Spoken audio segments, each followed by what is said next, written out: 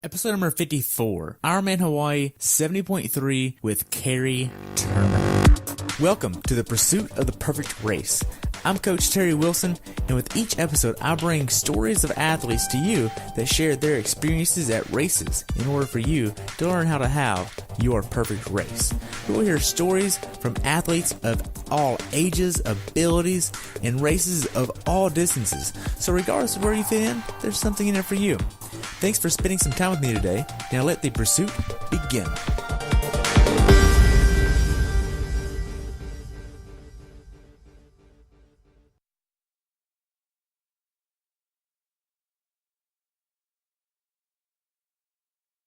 Hello everyone, and welcome back to the pursuit of the perfect race. Today I have the pleasure of talking with my friend Carrie Turner about her recent race at Ironman Hawaii 70.3, where she had a time of 8 hours, 3 minutes, 5 seconds.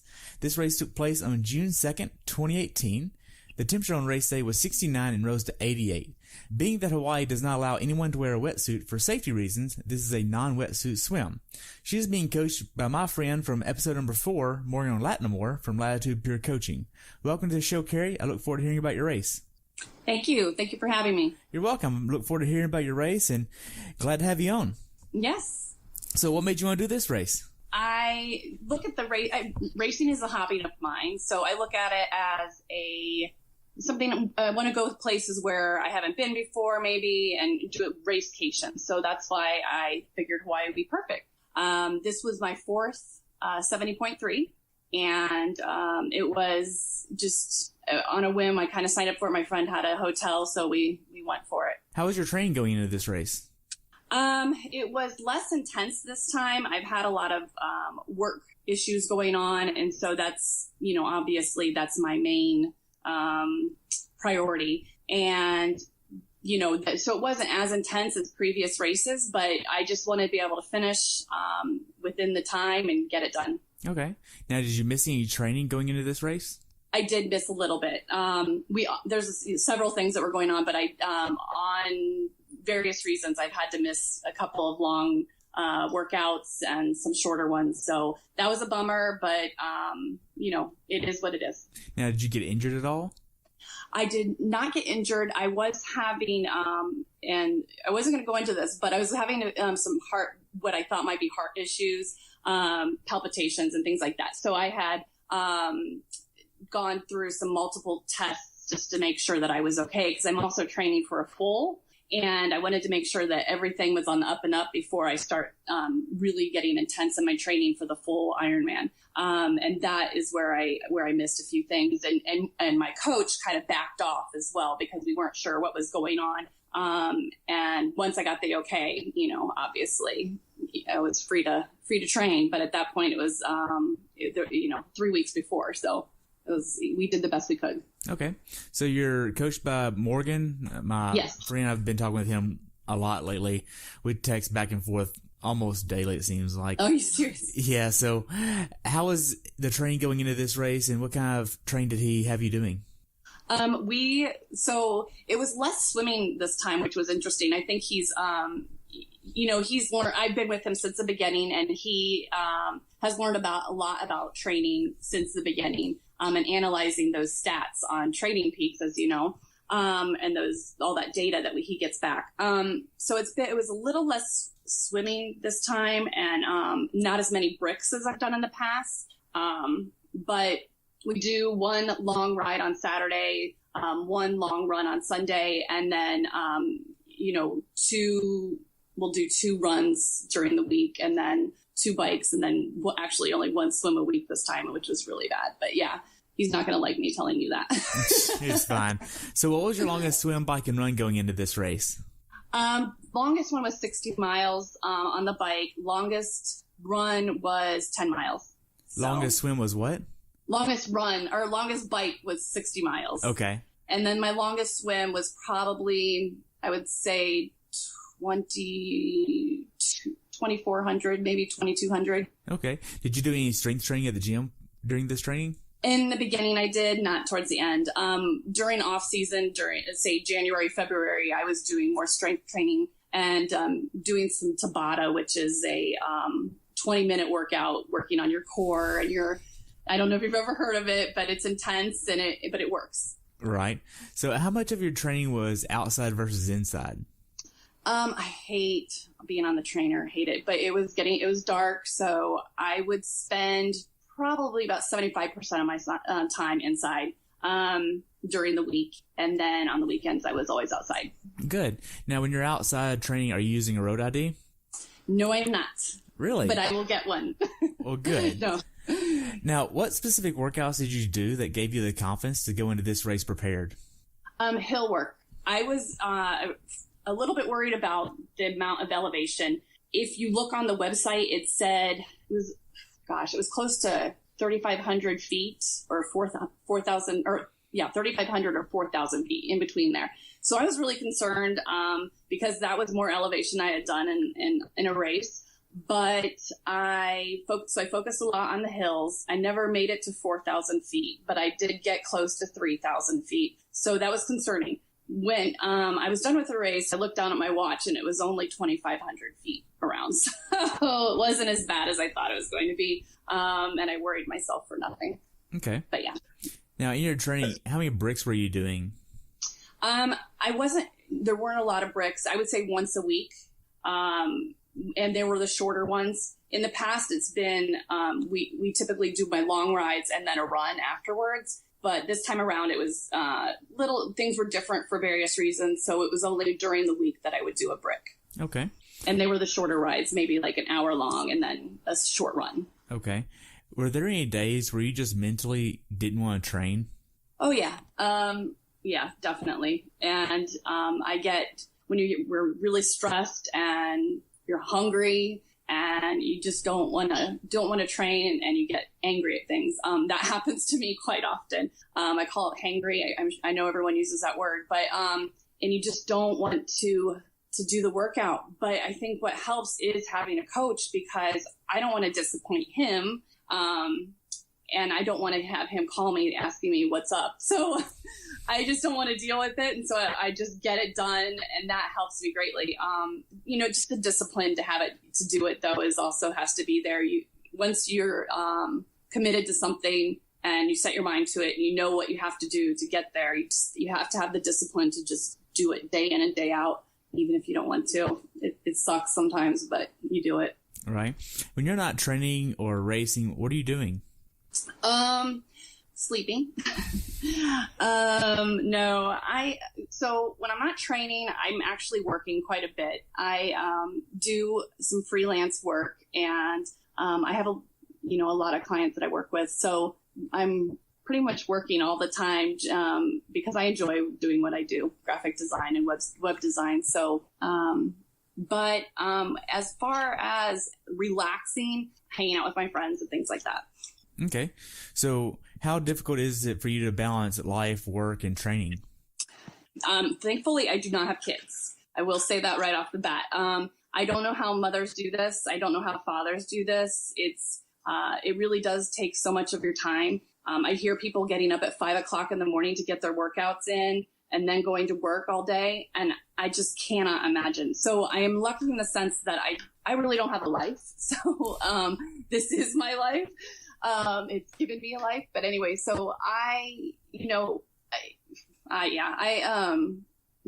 was the question? I even forget now. How big of an issue was it for balancing life, work, and training? Yeah. So working, but I've struggled with that for the past year. In the beginning, it was always stressful, and now I feel like I have a better handle on it. I can handle the stress better. But yes, it is always a constant struggle dealing with personal life and training and work and all of that. Gotcha. And you just do the best you can do. You have to find your space, find your happy medium of training and working. So with training, what was the most hours you trained in 1 week? I was doing 10 hours a week. It's going to ramp up here with the full, which makes me nervous. But right now it's about 10 hours a week. Okay. How was your taper going into this race? We didn't do it was just less intense. It was the same length and time, but it wasn't as intense. And that's typical of how he handles that. I had during the week I had maybe, just go out and swim a little bit and, maybe 900 yards type of thing, just so I kept my muscles fresh. Okay. So this is your fourth time doing this race. What were the other venues? Not this race, just fourth 70.3s. Right. Which other 70.3s have you done?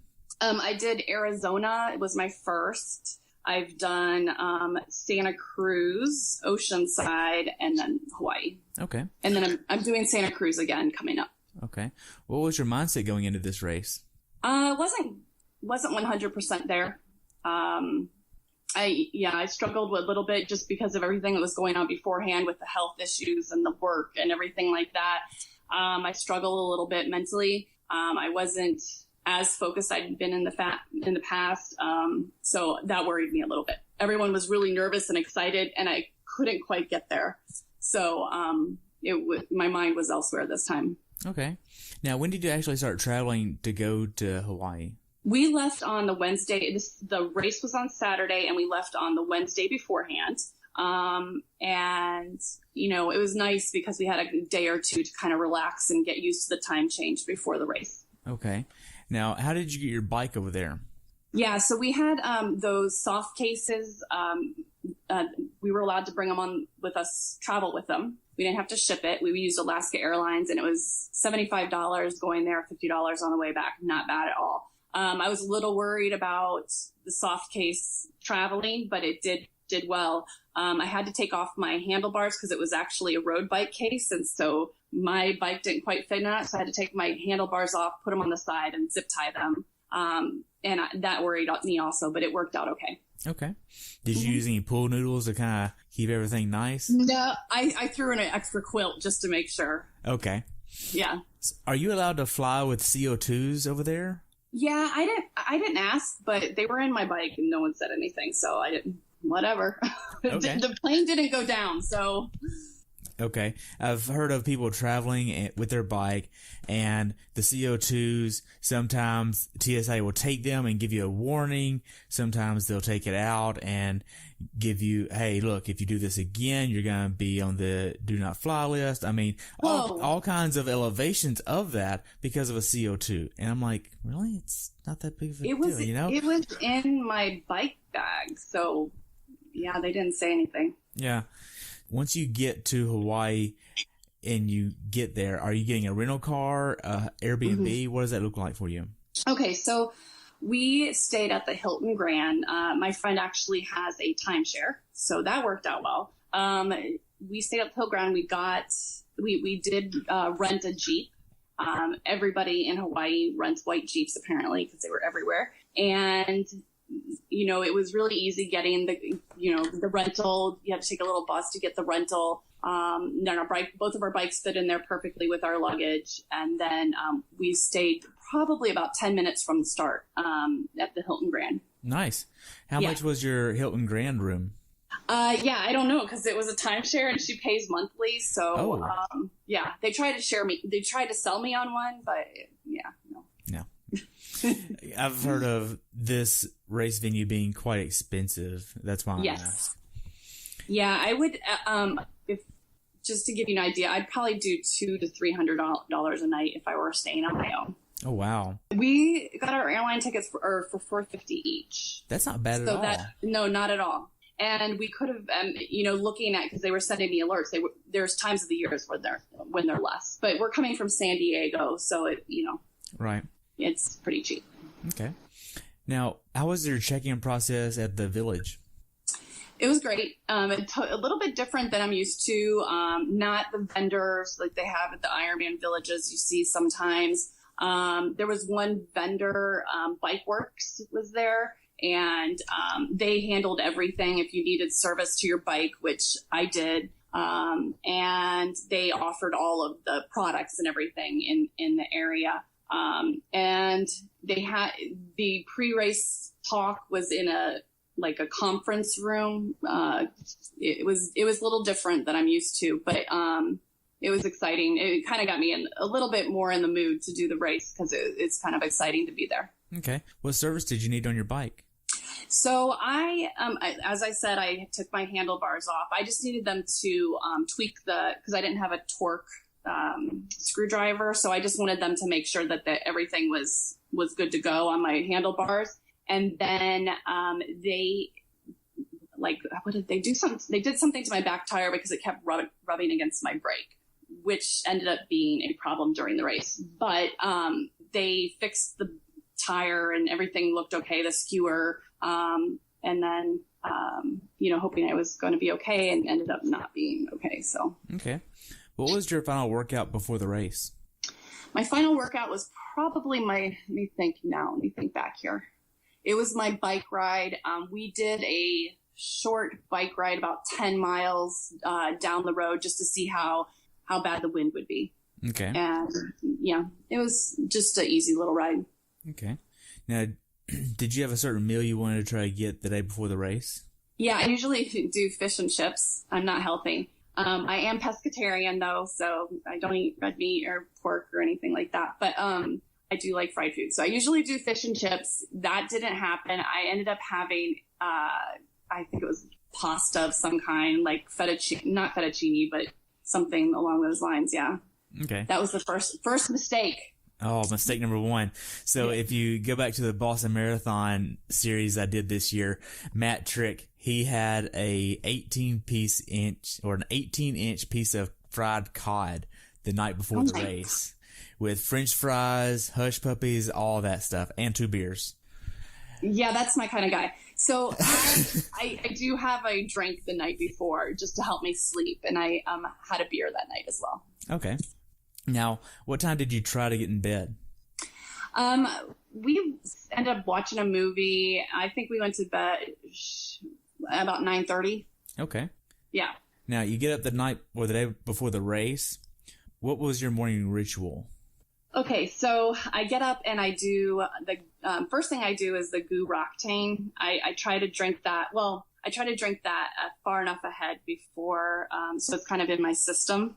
At least finish it an hour before the race. And then I have a peanut butter sandwich and a banana before I start. So I try to get all of that finished about an hour before the start of the race. But the first thing I do is start with my goo Roctane and getting the bikes in the car and all that stuff, and then finishing that up along the drive there. You mentioned your bikes in the car, so you could bring your bikes the morning of? No, you're right. We took them the day before. So this day I'm thinking of other races. So this day we just had to, get all of our stuff ready. They had 2 transitions, which I wasn't used to. So we had a run bag and a bike bag. So I had to make sure everything was organized into the proper bag. Okay. What are you putting in your bags? So for the run bag, for the bike bag, I had my shoes, obviously, my helmet, and a Cliff Bar in case I felt like eating it. But I use Spiz Nutrition which is a little known nutrition, and it's has everything you need in it. It's really good and it's easy on the stomach. They don't do a lot of advertising, so people don't hear about it, but a lot of people do use it. So I have Spiz on the bike, and it's I do 300 calories an hour, which I'm now thinking might be too much for me. But on this day, I was doing 300 calories an hour. So I made sure that my Spiz was in my bottles in the bag. And I was wearing a sports bra for the swim, so I was making sure my shirt and everything else was in there. Okay. So you have your shirt that's going to be dry for the bike ride in transition, but you just wore the sports bra and your bottoms, obviously, for the swim. Yes. So that way you kind of have something dry to start off the bike. Exactly. So I did that exact same thing, minus the sports bra, in Galveston this year, because it was like 40-something degrees and the wind chill was in the 30s. It was crazy. Yes. But I definitely did that, and it worked out nice. Like, the rules allow you to do that, so why not? Yeah, exactly. I thought I would swim in my shirt, and that's originally the plan. But it was just so warm out, and the water was so nice, so I went without the shirt. Now, once you get a transition, are you checking over your bike to make sure everything's good? Yeah, you should do that. I would highly suggest everybody do that, but I did not. So mentally, I was thinking I need to check my back tire because it was giving me issues the day before.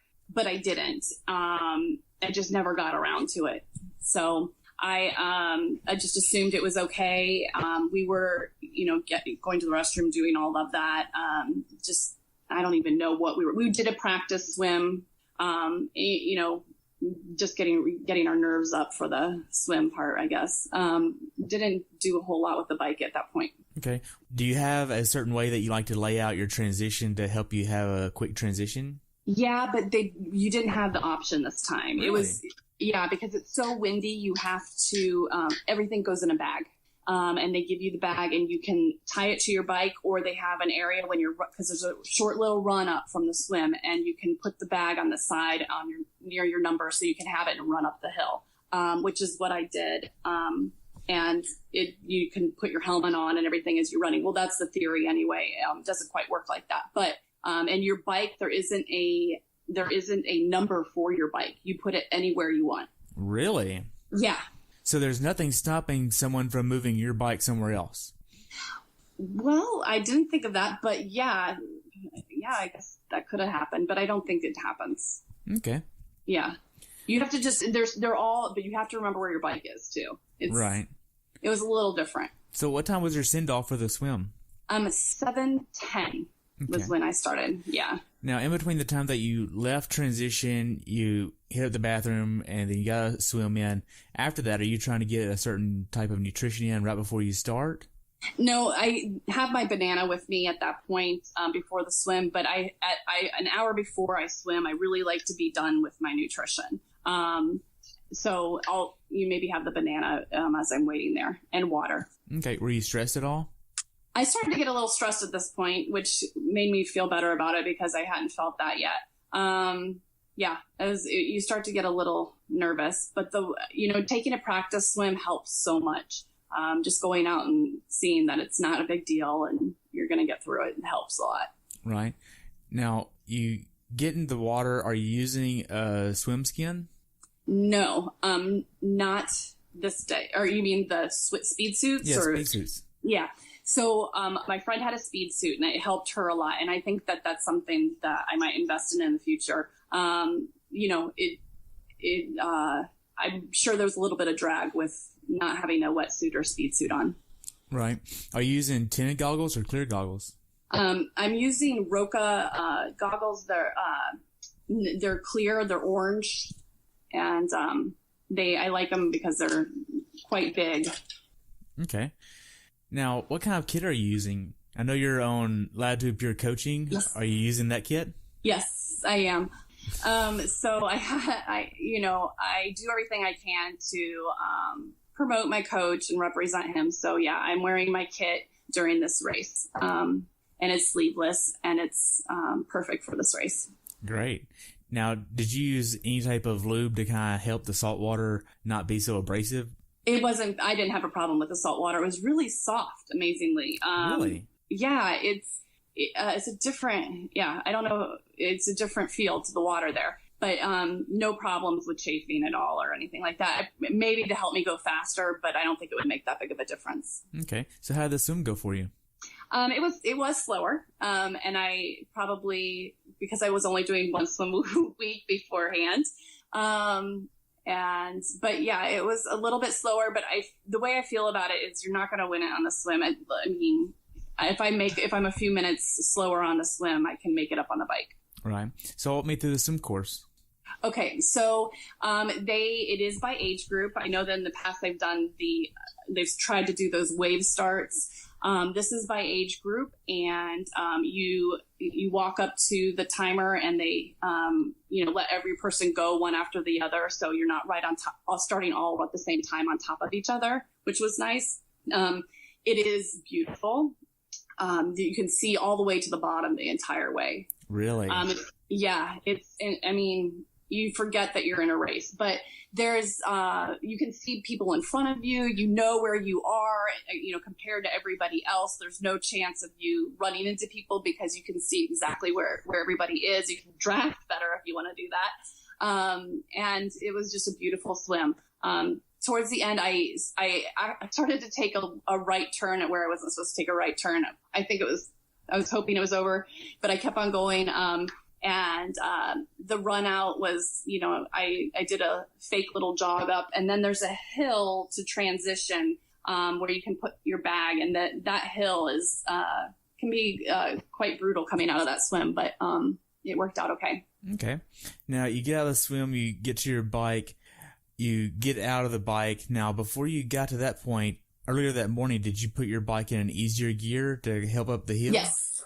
Yeah, that is, I highly suggested, and well, actually, you need to do that for this race, because right off the bat, you're starting on a hill, on a steep hill. And there's people there to push you up the hill, as a matter of fact. So, yeah, you want to have it in the lowest gear. I had it, I thought, in the lowest gear, but it was not quite the lowest gear.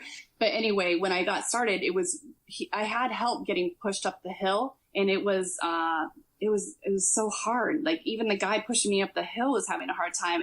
And it's what I'll explain here is, at mile 5, I realized that my brake is rubbing against my tire really bad in the back. And I was struggling with it for 5 miles and didn't realize. Wow. So, yeah.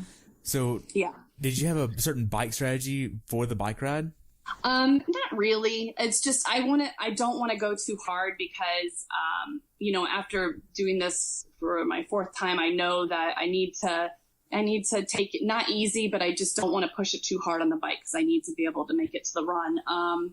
And I did pretty well in that in Santa Cruz, but obviously starting off the bat, struggling so hard with my bike kind of took a lot out of me and defeated me mentally. So then I was trying to close a gap between me and another friend at that point after I figured out what was going on with my bike.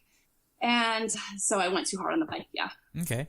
Now, how did you know that the back brake was rubbing? How did you come to that conclusion? Well, I'm beating myself up for 5 miles thinking, why am I struggling so hard? You didn't train hard enough. You didn't, whatever. You went too hard in the swim, something. Something was not feeling right. I was working way too hard and it hurt way too bad. A friend passed me who I am faster on the bike than, and I realized something was seriously wrong. So I pull over, and it doesn't even hit me at first to check my bike. I'm just kind of trying to catch my breath and figure out what's going on. And then I finally remember to check my back tire. And at that point I can barely get the tire to spin. So I fixed the tire, and everything got easier after that. That's great. Now, were you trying to hit a certain cadence or power number? No, I don't have a power meter yet. And this is the disappointment of Morgon. I do not have a power meter yet. I'm getting one this month. He'll be glad about that. But, I try to keep my heart rate low. I just want to keep it in the mid range so I can see, tell if I'm going too hard in the beginning and that type of thing. I didn't know quite what to expect because I was expecting a higher elevation. So when I got halfway through the race and realized that we weren't going to make the elevation that it had indicated, I started to pick up the pace a little bit. Okay. How were the aid stations? They were good. Smooth. They had water at every, were able to quickly hand out water and things like that. They had Gatorade and water on the bike. Okay. Now, what kind of nutrition plan were you trying to do there? Okay, so I do the Spiz, as I mentioned, and I have 2 bottles. Each has 300 calories, and I try to sip that along with the water on my handlebars. And I tried to finish every hour. I wanted to be half done, or I wanted to have them both done by the end of the 3 hours. So I tried to just sip them and kept an eye on the time of, where I was with the nutrition. Okay. Did that work out well for you? Yeah, it typically does. That usually works out well for me. I had some issues in the run, but I think I know what I did wrong there. So, but the Spiz always works well for me. Okay. Now, as far as the bike goes, is there anything you'd tell someone to be aware of that hasn't done this bike course before? It's very windy. On this particular day, we were quite lucky because the wind wasn't as bad as it has been. But the day before when we rode, the wind was so bad, you were struggling with your bike to keep it on the road. And that was a little bit scary. you would, kind of work with the wind, and then it would change directions and, almost push you into traffic type of thing. So you just don't know what the wind is going to be like. I've heard in the past it's been really bad. The year before it was really bad. We kind of lucked out. It wasn't as bad this year, though. Okay. How was the quality of the road surface? The quality is good. There are road strips, so that's, a nuisance when you're trying to pass somebody. But the roads are pretty good quality. They weren't bad at all. Okay. Now, does this give you an idea of what it's like for those people and athletes doing Kona, of how windy it really is? Oh yeah. I can't imagine if it gets really windy on that full bike ride. That's a beast. Like, that makes the whole day a lot more of a beatdown than just a normal Ironman. Oh yes. Yeah. Incredible. No, I thought about that you have to be a special person to take that on. Yeah.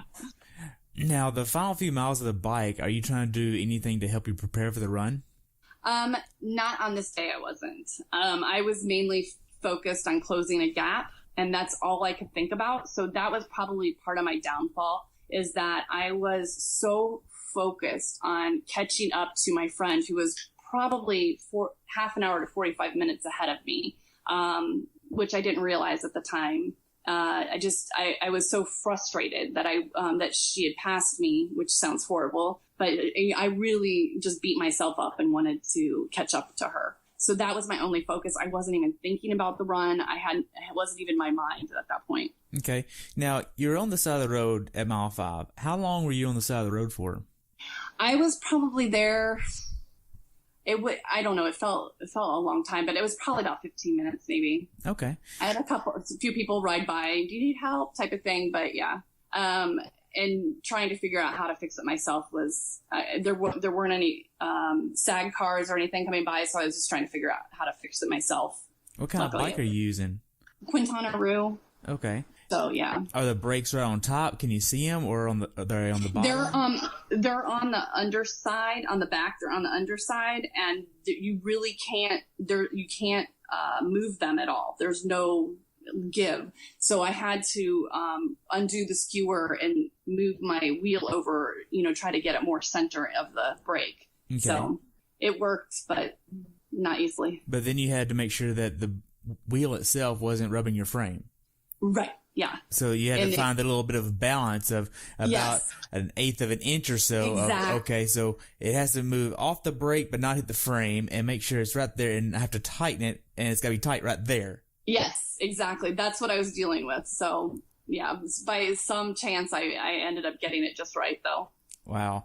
Now, since then, have you taken your bike in to make sure that's fixed, or? No, I just got back, Wednesday this week, and I had a bike ride today, and I ran into the issue again during my bike ride. So it's time my goal is to buy a new one by the end of this month. So a part of me doesn't want to spend any more money on this bike. But I might just take it in to see if there's something easy I can have done, so I can ride it until the end of the month. What kind of bike are you getting? I'm thinking about a Cervelo. Yeah. Yes. They have, QR has a new PR5 that has a disc brake, and you wouldn't have to worry about that issue. Okay. Well, that's interesting. And I think they have a pink one too, don't they? They do. I do. Okay. I'll have to think about that. And they also have a new, way to ship bikes where it's directly to you, and you could literally put this bike together in under 3 minutes. One Allen wrench. You put the seat post in, tighten it down. Use the same Allen wrench to raise the handlebars up, tighten 2 Allen heads, take it out of the box, put the front skewer on the front wheel, and you're ready to go. Wow. That simple. It's called the Wedge Box, and they just came out with it at Chattanooga, which was May 20th. Okay, I'll have to check that out. I did that in 1 minute and 12 seconds and put it together. Because I do like the look of the Quintana Roos a lot. I'll have to think about that. Yeah, and it's a disc brake, so now so much better braking. What series is it? It's the Quintana Roo what? PR5. Version? PR5, okay. Yeah, definitely worth looking at. I will check it out. Now, after you get off the bike, how was T2 for you? Gosh, it was crazy.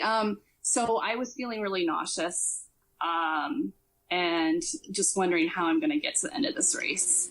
I had my bike bag, realized my sunglasses weren't in there, so that was a bummer. And I have sunglasses on my helmet, so I didn't have sunglasses for the run.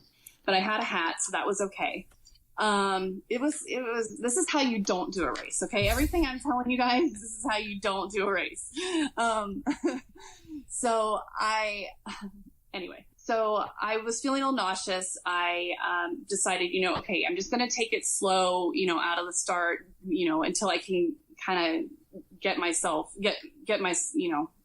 settled, I guess. So I started walking a little bit, jogged a little bit to the first station, and was trying to fix myself. I think I told you this before. I wanted to fix myself because I was feeling sick and weak and all of that. So I grabbed 2 sodas, 2 colas, and a Red Bull, and drank them, which I'd never do. And plus I was taking salt tablets, which I have never done. And about a quarter mile later, I threw up all of this liquid. So at that point I was thinking, oh my gosh, I need an IV. All these things are going through my brain. Like, I'm not going to make it. So I just kept walking, dropped my salt tablets. Oh, yeah, dropped them all, and said, screw it. I'm just going to do what I normally do. And that is have the blocks that they give out and Gatorade and water. And that's what I did the rest of the time. And after a half a mile, I started to feel better though, because I think everything worked itself out of my system. And I started to think, okay, I can survive. And, started doing jogging, walking type of thing. And it wasn't going to be my best race, but I was going to finish it. And that's what I did. So. All right. Now, before all of that happened, did you have a strategy for the run? No, I don't have any strategies. So you didn't have like an overall plan for the swim, the bike, and the run, and hey, here's how it's going to come together? This was a different race. This was totally different. I didn't know what to expect, so I didn't have a strategy. And just because everything that was going on the months before, it was just survival. Let's just get through it type of thing. I just want to, finish it before that was my strategy. During the run, my strategy was calculating how many minutes I had left and if I was going to make it. So I was just trying to keep it as low to get as fast as I could to finish the race before the cutoff. Okay. Now, did you have any cramping issues? No cramping. No. If I was running, maybe. I was jogging and walking, so no cramping. Okay. Now, how was the support on the course? It's great. It's really amazing. They have because you go around it twice, and you go through a golf course, which was interesting because the ground is wet. And when you run on a golf course, on the grass, it doesn't provide you any bounce back. So it's absorbing your run, your feet, your when you put your foot down. So one friend put it like this: it's sucking the life out of you every step. So you have to contend with that. Think about that. And that made me nervous. I knew that going into the race that was going to be tough. When I got to, the sidewalks and things, I would run a little bit more, but the grass was tough. Now the support was great. They had, all the goos, they had the blocks, they had the Gatorade, they had Red Bull, they had soda. They also had buckets of ice for us. So I would throw a bucket or a cup of ice down the front of my shirt, and then they had white sponges soaked in water, and you can put those under your hat and your back. So that's what I did every time. By the time I got to the next station, all the ice had melted, and would do the process again. But yeah, I didn't feel the heat as much because I had that ice with me, every mile or whatever. So it was nice. Right. Now with the run course being so much on a golf course and it's very humid there, was it harder to run on the grass than the concrete because the humidity on the grass would just lift up the grass and the humidity? Yeah, you know what? I honestly don't remember it being that hot. The heat wasn't so bad. And that was something that someone had told me before going into the race, with the humidity coming off of the grass would would later in the day got worse. It wasn't too bad, but I think we got lucky. But like I said, it was harder running on the grass just because it would suck the life out of you every step. Right. Were there any hills or rough terrain on the run? No, there's a little bit of trail, very little, but it's mostly the road and the grass. Now, it was interesting on tail end of I think only because I was one of the last people across the finish line. There were goats and rams all over, just eating grass, roaming around, running in between us. It was incredible. So that was fun. Yeah. What was the funniest thing you saw on the run course? Gosh, the goats were probably it. It was just amazing because they would run out in between runners and freak people out. Now, mentally, how hard was this race for you? It was mentally very hard just because of things that happened that I could control. And that's what was the biggest thing for me, was that if things happen in a race, they're out of your control. You kind of just go with it. But when it happens and it's your fault, it makes it difficult because you're beating yourself up the entire time, which I was doing. And that was frustrating. And I think it really took me to a dark place mentally. But I was able to come back out of that halfway through the run and kind of enjoy it. So, and I saw people. I saw one kid. I don't know. He's probably early 20s. He was running, and he'd done something that he screwed up something. He was hitting himself on the head, angry at himself and I just realized at that point, you know what, this is what it is. You're going to cross in an okay time, whatever. So at that point, I just kind of let everything go. All right. It seems like you had to actually forgive yourself during the race for things that you did. Yes, exactly. That is exactly right. So by the end of the race, I was ready for that beer. Oh, and after the race, I have to share this. So after the race, they have a huge party, which I haven't been to a half Ironman that had this, but they have hula dancers, a band, free beer, free sandwiches. I mean, it was awesome. Wow. So that made the entire day worth it. Right. Now, if we could list off the things that you could control that went wrong, what all would you list out? Making sure that I test ride my bike before the race. I realized it still could have happened because it was fixed the day before, and it happened again. But I feel that I would have caught it before the race. And then listening to myself, or just trusting myself, because I knew something was wrong at the bike, but I wasn't listening to, kept trying to suffer through it and push through it when really there was something wrong. The other thing I would say is not doing anything that you've never done before. The salt tablets and taking the cola and soda and all of that probably was a very bad idea because it made me really sick. So those are the main things. And other than that, just making sure I'm getting all my training in, doing everything my coach says, not missing workouts, that type of thing. Okay. Now, aside from what went wrong this race, what's something that you learned about this race that you'd like to pass on to someone who hasn't done this race before? That's a good one. Be here now. Just enjoy the race. It depends on what kind of athlete you are. If you're doing this as a hobby, I would say just enjoy the race, because I feel that I get so wrapped up in my head that I wasn't really enjoying it. And it's the scenery. I mean, we drove through it the day afterwards, and I missed all of it because I was so focused on what was going on. And we're doing this for fun. So I would say enjoy it, appreciate the beauty of it all.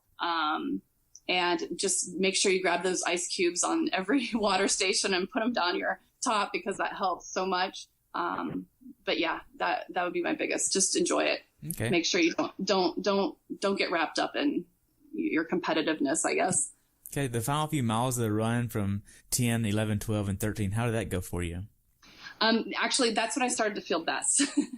I started to feel better. So I was running, everything had worked itself out of my system, and I was just doing the blocks and the Gatorade and everything. So I was able to make it. I made a few friends along the way that we kept each other going. So, that was it was the best part of the race because I knew the end was coming, and I had struggled through it all. Great. The last 800 yards of the run, how was that? It's on grass, and so it's tough, but there's so many people there cheering for you. Even that late in the day, there were so many people there just cheering for you and everything. So it's really exciting, and you're just so happy to be done. All right. So tell me about the finish chute. The finish chute. So yeah, that's where everyone is. And actually, a girl that's younger than I am passed me, which I didn't even care at that point. I was whatever. She beat me fair and square. It was all right. Right down the finish chute. So I know her. She lives here in Oceanside, and so I didn't even care. It was great. Everyone was happy. Everyone was just glad to be done. Yeah. Is she also a member of the Oceanside Multisport? No, she's not. She's with Endurance House. So Aww. Yeah, I know. You gotta get her over there. I know, I do. She's a beast. I'm proud of her. She really pulled through that day. So after you crossed the finish line, what'd you do next? Well, I went over and found the girl that I went over and found Dom is her name. I went over and found her because she passed me at the end there, and so I went over and hugged her. We got our picture taken together, our official Ironman picture taken together, and then went straight for the beer because I thought that would solve all my problems. I couldn't even drink a full beer. I was so tired, but yeah, it was. Just sitting down was tough at that point, but it's a party and you're just so excited because everyone's so happy and excited to be there and everything. So it's great. I will do that race again to do everything differently. So good. How was your recovery process? It's good. Today I went for a 30-mile ride. Maybe went a little harder than I was ready for, but I feel good. Great. So looking back on it, how well prepared for this race do you think you were? I don't think I was prepared for this race as I have been for other 70.3s. And I, like I said before, it's just life gets in the way. So you just do the best you can. I have another 70.3 coming up in September for Santa Cruz. So I plan to, start right away and get back into it. Plus I'll be training for my full. Coach is giving me until the end of the month to organize my life. And then it's full Ironman training. So I'm looking forward to it. Great. Now, how could Ironman have made your race experience better as an athlete? Yeah, I think they do a pretty good job, actually. I'm not sure if there's anything I would want different. I think they do a really good job of supporting the athletes and everything. And I think that's why I keep going back. It's every race is different, but they always do a good job of supporting the athletes. So good. Now we know that there's been some volcano eruptions on Hawaii.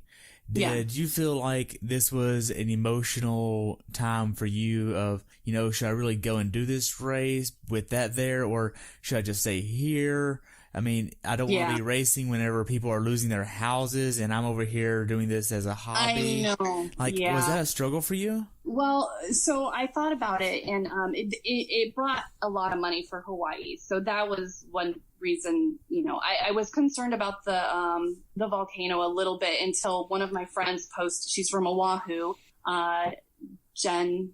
She does Ultraman organization. Do you know, or what's her last name? I think I know who you're talking about, but I can't put a last name to it. Okay, so anyway, I think Jen McVie, is that right? Yes, that's okay. Right. So she was posting, because she lives in Oahu, she was saying how there were a lot of, people were avoiding the island because of the volcanoes, and it was taking away their tourism money and things like that. So at that point I was like, okay, we're going. And she had posted a map of Hawaii with where the volcano actually was, and it's on the opposite side of the island. And it's a huge island. People don't realize how big it is.